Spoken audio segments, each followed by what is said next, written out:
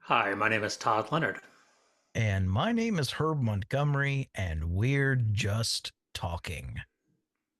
Please take a moment to click the like button, the subscribe button, and the bell icon if you'd like to get reminders of upcoming episodes. So, if you're new to this channel, each week, Todd, Leonard, and I take a moment to talk about the upcoming weekend's lectionary reading from the Gospels. And our goal is to talk about those passages in the context of love and inclusion and social justice. Our hope is that our talking will be just, as in just talking, as in justice, but that also something we might say during this time together might inspire you along with us to do more than when it comes to justice, more than just talking. So, Todd, what are we looking at this week? We are in Mark chapter 3, verses 20 through 35. Sweet. So, this is the what scholars call the Beelzebub controversy. Okay.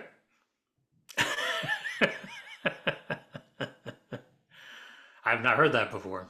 Yeah, so it's language that's different from our worldview today.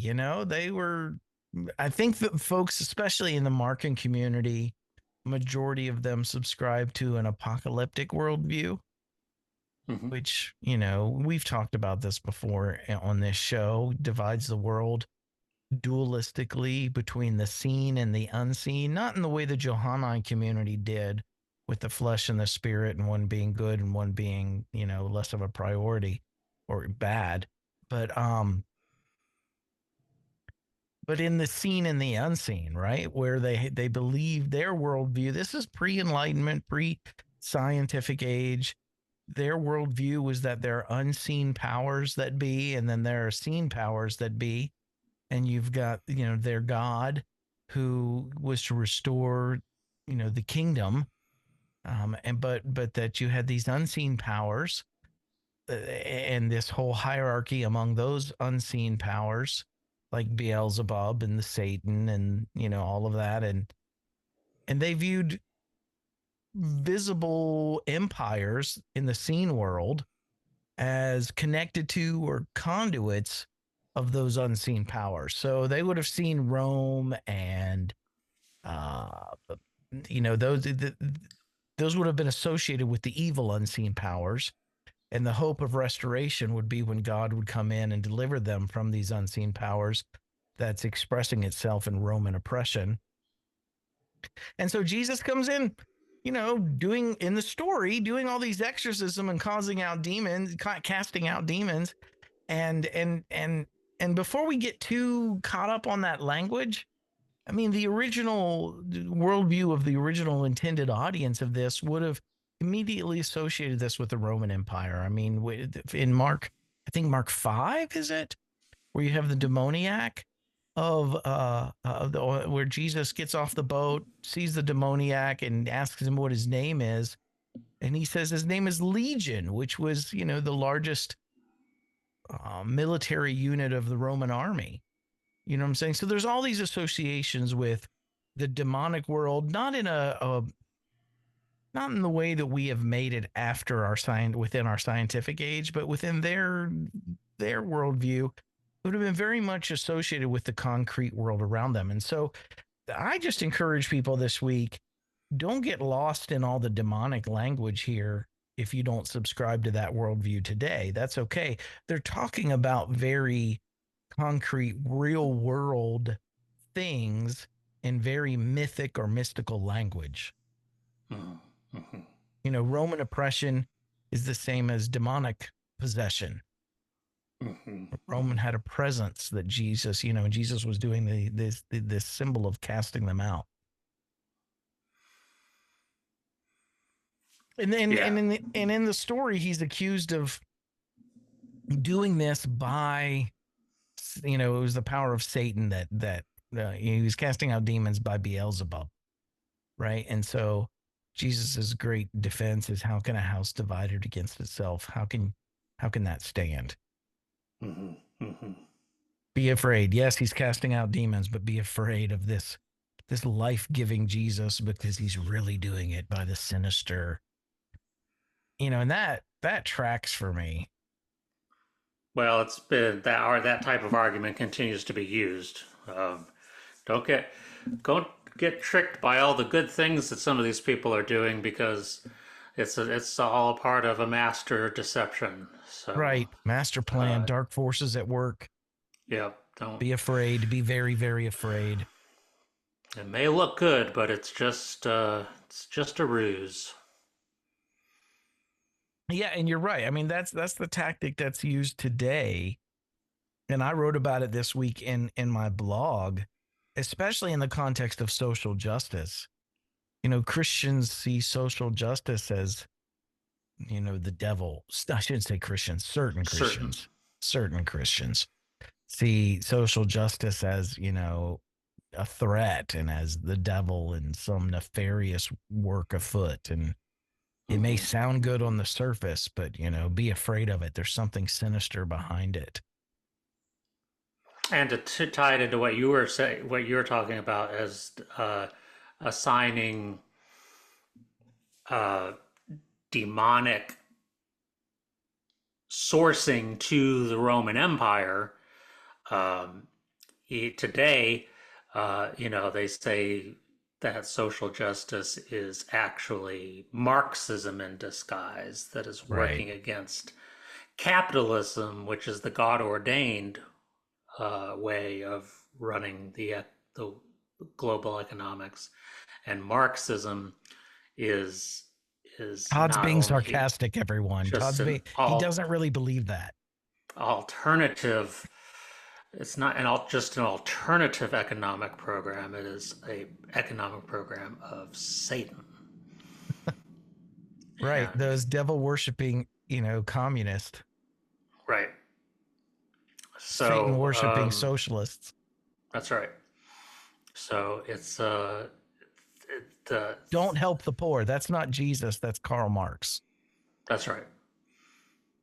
So it is amazing how not far we have traveled. We We've use different fear rephrased things a tactics. little bit. We use different language, but it's still the forces of good and evil in the context of what is most American and what is best for our country, which is always what Christianity is on the, again, certain segments of Christianity is on the side of, Yeah. is God's country. Right. Right. There's all kinds of fear tactics. I grew up in a Christian community that wanted me to be afraid of LGBTQ people, Mm-hmm. and man, I can't tell you. And it's just damaging. I have dear gay friends today who tell me stories of who also grew up in faith communities, who tell me stories of how their same-sex attraction was attributed to some sort of demonic possession, Mm-hmm. and they go through exorcisms trying to change. Yeah. That's just horrible. That's just Yeah. horrible. I mean, from a young age, you're teaching the Christian community and these kids and adults too, to be just afraid of people that are more apt to harm themselves than to ever do anything against you. Right. And then for the unfortunate ones who actually end up identifying as LGBTQ, they have been taught very well to hate themselves Yeah. and to believe that they are inherently perverse or evil. But you can And go down the social justice list. I mean, women's liberation. mm-hmm. And, I remember hearing people from the pulpit rail against that when I was young. Mm-hmm. And It's under a great resurgence right now. right. And I'm thinking of also during the abolitionist movement towards slavery here in the U.S. Mm-hmm. how Christian churches, especially in the South, said that if you're going to be an abolitionist, you've got to deny your faith. I mean, you've got to throw out the Bible. Yeah. So again, there, and I live in Appalachia where we are continually convinced to vote against our own best interests here, and how the things that would actually help us were made were there's just fear mongering. We're made to fear. We're told to be afraid of the very things that would be in our best interest and be in our help, be in our favor. So again, I know this language, the language of this week's passage is ancient in the sense that it's talking about Beelzebub and Satan and demons and all that kind of an old school worldview. But it's the same method being used. Take something that's actually life-giving and helping people, and because it threatens your power, your position, your privilege, or your property, make the masses actually afraid of it. Yeah. It's dangerous.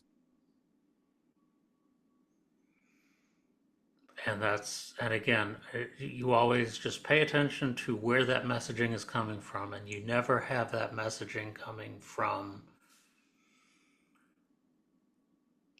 the lower classes and the marginalized people. It's always the ones who are doing the fear mongering are always the ones who are in power, the ones who have access to more, have more privilege, who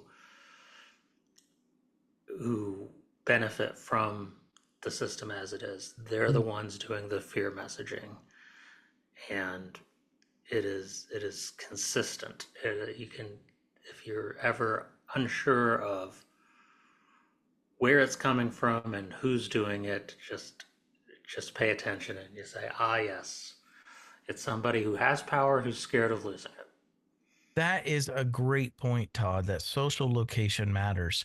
I remember I was giving a talk on the Sermon on the Mount years ago, and Jesus is blessed are you when people hate you and they speak falsely against you, and all these that. And someone came up and said, so if someone hates me, is that proof that I'm in the right? And not necessarily. I said, you might just be a jerk. I don't know the background, but the thing is that social location matters there. Who is it that's speaking ill of you? Is it the people at the top who are threatened, or is it the people on the margins? If it's the people on the top trying to make you be afraid, well, then take that with a grain of salt.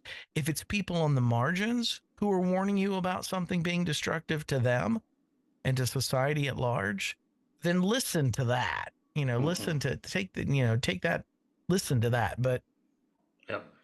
But yeah, if someone's fear mongering from positions of power, and yeah, just follow the trail. Find the social location that it's coming from. That's a great Yep. point, Todd. So what about this last part where Jesus says the strong man, and I like this is one of my favorite passages of Mark. The strong man has to actually be bound up before you can plunder his house. Mm. I love it. It's one of the most, or one of the unusual passages where Jesus really sounds a bit militant, and and is actually taking by force uh, the powers that are against people on the margins, and he is working to end their domination.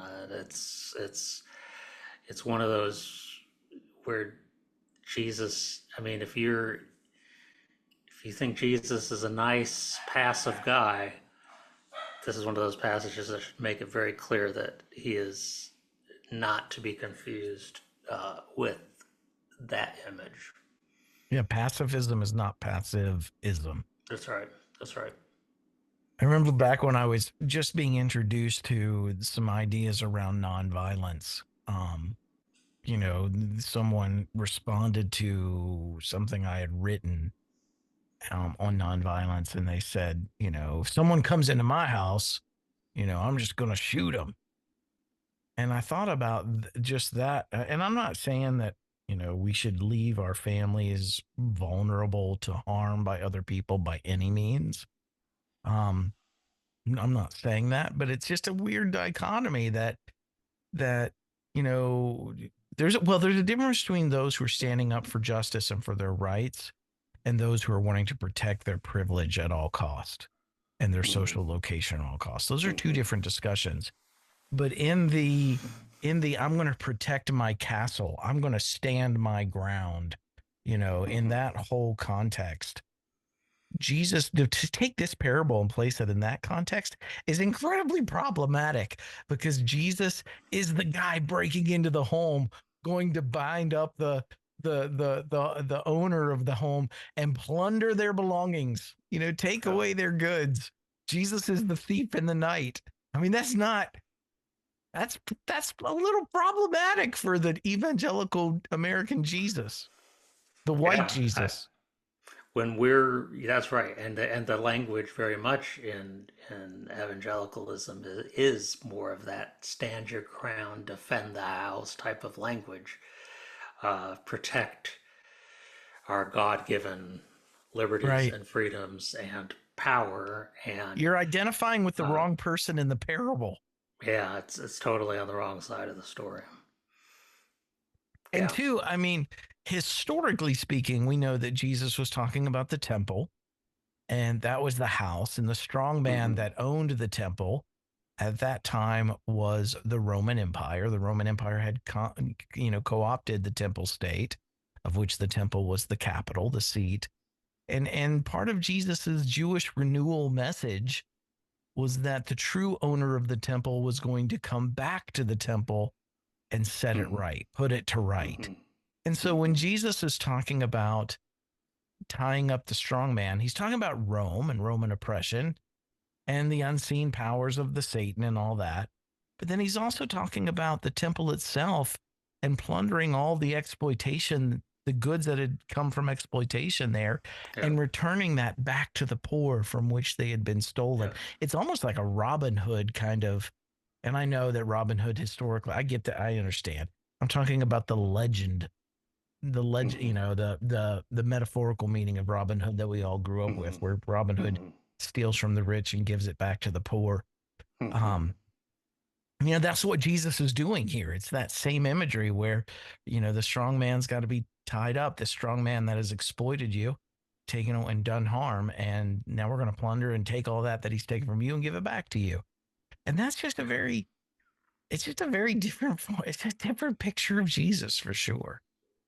Yeah. I mean, I think if people are struggling to understand the imagery, because you would say, well, the temple, that's the most sacred place, that's the central place of God, it's where people went to worship God. You have to understand it, like Herb said, it's taken it's taken over by the Roman Empire, and the Jewish leaders who are put in place to operate that are acolytes to the Roman system, and are both making sure that the Roman system benefits by what they overcharge and do to exploit, and they're also benefiting themselves by doing that.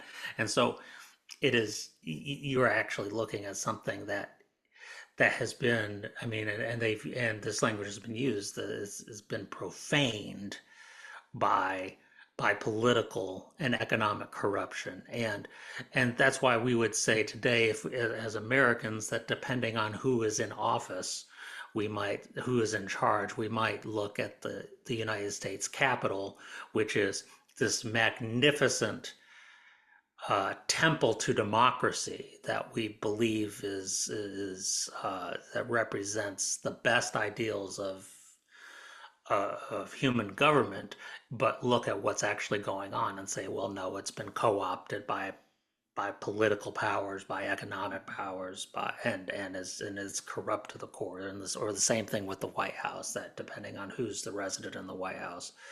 We're talking about the same type of thing, where these places that were supposed to represent the ideals, the best of, have actually turned into symbols Something else. of society being rotten to the core and exploiting and harming people. Yeah, this is not Jesus attacking the temple in the sense of being anti-Jewish or anti-Judaism, Right. because Jesus was a Jewish man. And it may help some folks too to think of the temple for what it really was. The temple was not only a religious symbol, it was a political one. Not only was it the Hmm. seat of their religious system, but it was also the capital of their political and economic system. Part of the Hmm. temple tax that they took there was to be collected and then redistributed to the poor. And Hmm. that wasn't being done. It was just going to line the pockets of the rich and the already wealthy. Yeah. And and and it helps not to think of the temple as a church, to put it in Christian Right. language, but more like the state capitol building. There was a political Hmm. dynamic to this, so much so that in the war, the Jewish Roman War of 66 to 69 CE, the very first thing that when they had the poor people's revolt in Jerusalem, when they initially rose up and took over the temple and ran everybody out, the very first act that they did was to take the debt records. The temple served as their bank as well. It was their banking system. They took the debt records there and they burned them. They forced a Hmm. year of jubilee because you don't have any more records of the debts. All debts are now, forgiven. So there's a financial aspect to this too. And this is what Jesus is referring to. All of this stuff that has been co opted by Rome and is harming Jewish society. The owner of the house, you don't know when the owner of the house is going to show back up. And that language is used over and over again in Mark, Hmm. and that, it was a restoration, it was a liberation, it was a restoring things to the way they should be. It was an undoing Hmm. of injustice and oppression and violence and casting out, the strong man, casting out Rome. Yeah. So today again, I mean, we see those same things in our society. I think, Todd. I'm reading about. Well, actually, I just finished it. Jim Wallace's new book, The False White Gospel, Hmm. and there's a section in there where he talks about. Well, I mean, I did not make a slide tonight, if you can believe that. Yeah. And I remember these days that Wallace is referring to, but he's talking about back when on Fox News, Glenn Beck used to be one of the hosts on Fox News, Right. have a show on Fox News. And Beck would go on rants where he would tell people to literally leave their churches if their churches preach social justice. He would tell them to look for words like social justice or economic justice, and then look for those on the church's websites. And Hmm. if you found them, um, you were supposed to actually, um, not only leave your church that preached about social and economic justice, but even report them to either your bishop or your church authority, that church was in heresy. You're to be afraid of it. So again, it's this same. Here's the life-giving move. And how many times have we, have Christians, we talked about this last week, where we've been afraid of that which is actually bringing society into harmony with, or Hmm. greater harmony with, the principles of love and justice and inclusion and equity. But Christians have repeatedly, in American history at least, found themselves in opposition and afraid of these changes. Hmm. And here it is again. And that's I think the biggest takeaway for me this week in the Beelzebub story is not that it's a story about demons or devils or the unseen world, but this is a story where Jesus was doing real, concrete, material, life-giving good for the Hmm. people and for the masses. But the masses started to follow him, and in following him, those in position, the society was going to change according to the way that he was imagining and casting before their imaginations. If those changes were put into place and practiced, it was going to mean change for those who were benefiting from the unjust systems, unjust structures of their society. And so, what do? They use the language of their day, the language of their own worldview, the language of the people, and they seek to inspire fear in the people's Hmm. hearts towards the very one who's actually there to liberate and do good. And man, that history just continues to rhyme and echo over and over Mm, and over again in my mm, own ministry. I remember when I became aware of the damage that Christianity has done to the LGBTQ community, and Renewed Heart Ministries became an affirming and welcoming ministry. There were people who just thought we had become so dangerous now. We preach mm. the same message of love, but the moment you start applying that love to justice and equity, there's something that there's just a change that takes place in people's hearts where they begin to fear that. And I don't Yeah. understand how that works, but I know that's been what we're reading this week has been my own experience too, Mhm, where mhm. people have been made to be afraid of me because I, you know, like Glenn Beck says, preach social justice. Yeah. Yep. It's it's just remarkable, the how, and again, as you said about your people in your state consistently voting against their interests. Um, so often Christians, um, act against what they need the most, which is Mm. they need someone to say to them that that God wants to work for your best good, whatever that is, and depending, as we've said in the past, depending on where you are in the power structure, sometimes your best good is to be raised up from suffering, and other times it's to be brought low to a new position of brotherhood and equality, um, and no longer in a position of power. But if you understood that God is working for you, for your best good, for the best of all. Um, and yet, Christians so often operate against that. And um, it's out of their own fear that if they don't have the power, if they're not the ones with the authority, if they're not the ones who are recognized as the best, that somehow that then they don't matter, Mm. and there is nothing left for them because they are no longer special, when the reality is there is a magnificent, uh, intermutuality that King describes that can come, that you actually find out how special each person is, including yourself, as you come together as one human race and looking out for the interests of each other. You actually find out how beautiful all of us are together, and it's sad that religious people have over the years been duped into thinking that they have to elevate themselves in order to be special. And you hit the nail on the head. It's a reclaiming of humanity, not just the humanity of others, but getting back in touch with your own humanity too, Yeah. reclaiming your own humanity. Yeah. So don't be afraid of that stuff that's life giving. That's the message this week. Test it. If it's life giving, lean into it.